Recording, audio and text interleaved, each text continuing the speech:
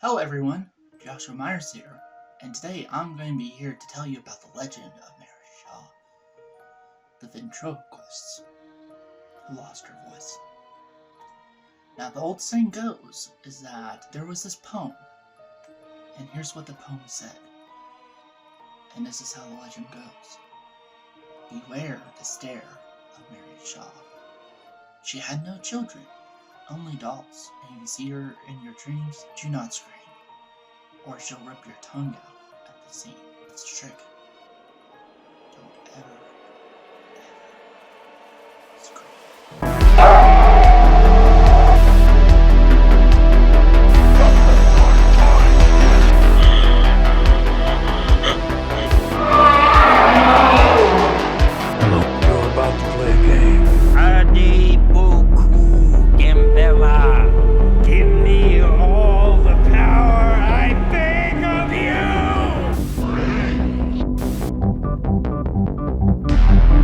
Hello everyone, Joshua Myers here, and I hope you liked that little skit I did at the opening of this video. Also too, welcome to this year's 31 Days of Halloween Review series. If you guys are new to my channel, or just are unaware, what this is essentially, it's an annual thing, it's a yearly thing where I essentially cover horror movies every day from October 1st to October 31st, Halloween Day. I've been doing this for oh gosh, I don't know how long I've been doing this for. My main channel, Blood Moon Productions, I've been doing it since 2019. So this would be my 4th or 5th year of doing this review series. Technically, again, if you count my main channel, because I started doing it on my main channel, and then at some point I created this channel, Blood Moon Talks Horror. It's been a while coming. Honestly, I enjoyed last year's review series. I enjoyed 2021's.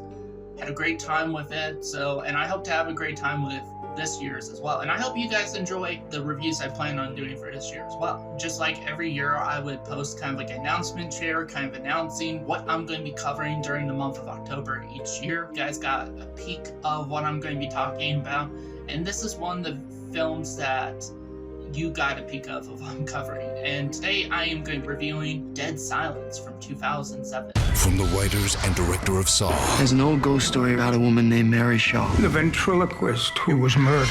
She was buried with her doll collection. They didn't stay dead. On March 16th. They'll come for us, one by one. If you scream, you die. She's here. What's going on? Dead Silence. Rated R. In theaters March 16th. Dead Silence stars Ryan Quintanton, I don't know, probably butchered that, Amber Valletta, Donnie Wahlberg, Bob Gunton, Michael Fairman, Judith Roberts, Laura Reagan, and directed by James Wan. The plot of Dead Silence is that ever since Mary Shaw was hunted down and killed, the small town Ravensfair have been haunted by horrific deaths. When a local's wife is murdered, he returns home to unravel the terrifying legend of Mary Shaw, and the reason why, when you see her, you should never, ever scream. Now, before I get into my thoughts, I would like to say I have seen this movie before. I even reviewed Dead Silence over on my main channel years ago, and that was when I first watched the film. I've seen it a few times since. Here are my updated thoughts on the movie. Props to the actors. All the actors do a great job in this movie. I think it's acted very well. I couldn't pinpoint who would be probably gave the best performance, but I think personally, one of the more chilling performances in this movie for sure would have to go to Mary Shaw herself, Judith Roberts. She did a great job of this kind of like creepiness. Judith Roberts, you did a great job as Mary Shaw. I know she's been to some conventions. It would be cool to actually meet her, for her to get her to sign my Dead Silence Blu-ray. And yes, I do still have the old Dead Silence Blu-ray. Since then, I think Dead Silence came out on 4K from Scream Factory. I will probably pick that up at some point because this is a film I definitely would see myself upgrading. But yeah, probably get her to sign something like that. That would be really cool. I really do think she does a great job as this character. Speaking of the character Mary Shaw, I love the backstory of Mary Shaw. Her backstory kind of has a bit of, it's reminiscent of characters like Freddy Krueger and Michael Myers a bit. Like her modus is kind of more like Michael Myers, but her backstory is kind of more like Freddy Krueger's, but they still do some different stuff with it, and really like that. Another positive I would have is the cinematography. The cinematography for this film is just gorgeous. I love the way the film looks. The one perfect way to describe how this movie looks aesthetic-wise is gothic. This is very much a gothic-looking horror movie. I was actually watching this film with my brother tonight, just got done watching it. It was his first time watching it. That was the way he described the movie, is that, like, how it looked. It just looked very gothic. And yeah, I think that is because this does scream like a gothic ghost story. I think the way the cinematography was handled captured that vibe very well. There's also some really good, like, really awesome set design. Like, for example, there's this whole this whole theater that appears in the movie. You see it when it was at one point, you know, more lively and had people in it and that, and just looked like a gorgeous theater.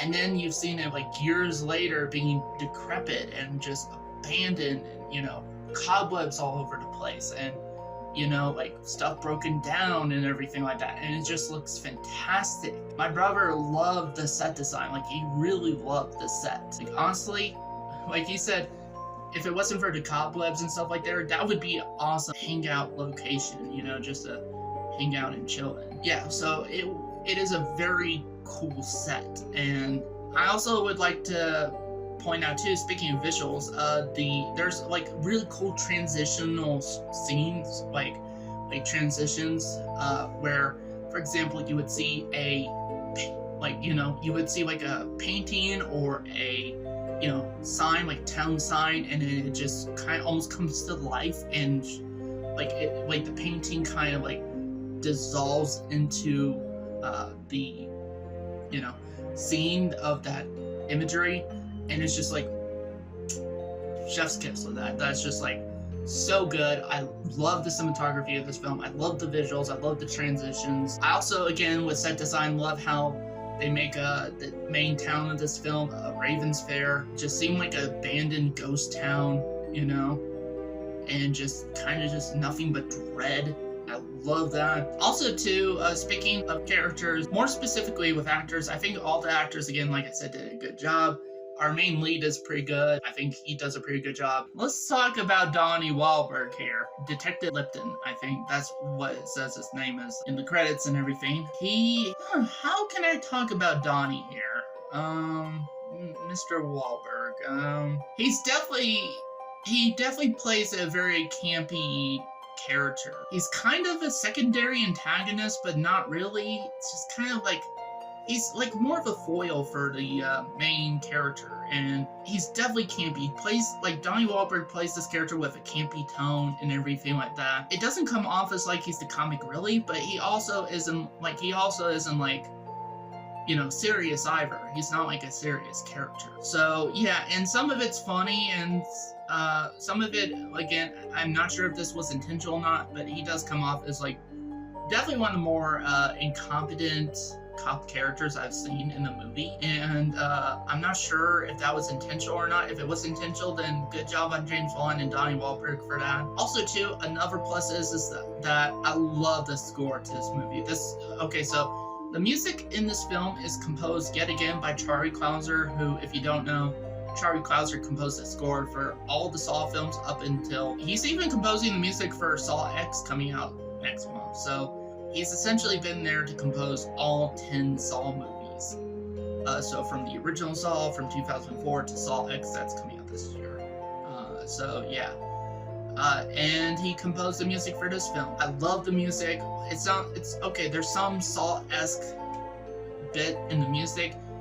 There's even one track in the film, it's actually within the main theme, that plays, like, it's like a certain portion of it that kind of reminds me of a bit of, like, a portion of the track Be Partners from Spiral, from the book of Saw, the 9th Saw movie. There's a portion in that track when I listened to it in the theater when I went to see Spiral. It's like, and that sounds very much like a bit from the main theme from Dead Silence. I'll even kind of put it here on screen for you guys to hear, like, kind of the comparison.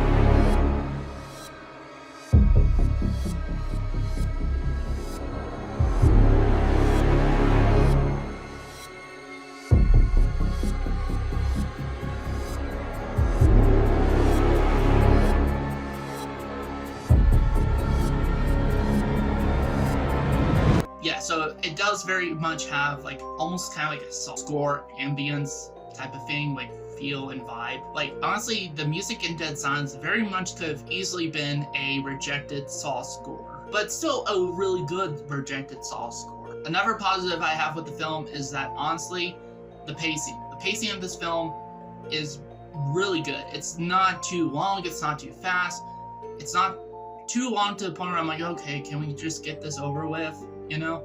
And it's not too short to where I'm like, I wish it was longer, you know? It's just perfect. It's just perfect with that pacing. And also too, without going into spoilers, I really loved the twist. So James Wan is very known for twist endings. I mean, look at Saw, look at this, look at Insidious, The Conjuring. He is very known for twist ending. He's almost kind of like a modern version of M. Night Shyamalan, although I think James Wan is a better filmmaker than M. Night Shyamalan, personally. I'm not sure if that's a hot take. If that's a hot take, then whatever. I personally like James Wan's twist better than M. Night Shyamalan. And the twist was something that when I first watched it, I guessed some of it, but then I was like, okay, maybe they won't do that because that'd be too predictable or something like that. And I guessed it. Now, maybe that's just me. Maybe I'm just so good at guessing twist endings, you know, because I've seen that kind of type of movie, everything like that. But my brother, when we were watching it, I was like kind of wondering, has he guessed the twist ending yet? Because the one thing I told him that James Wan is known for his twists and that. In fact, this actually was his first James Wan movie. So he hasn't seen Saw, he hasn't seen Insidious, The Conjuring, all that stuff. This was his first James Wan directed horror movie.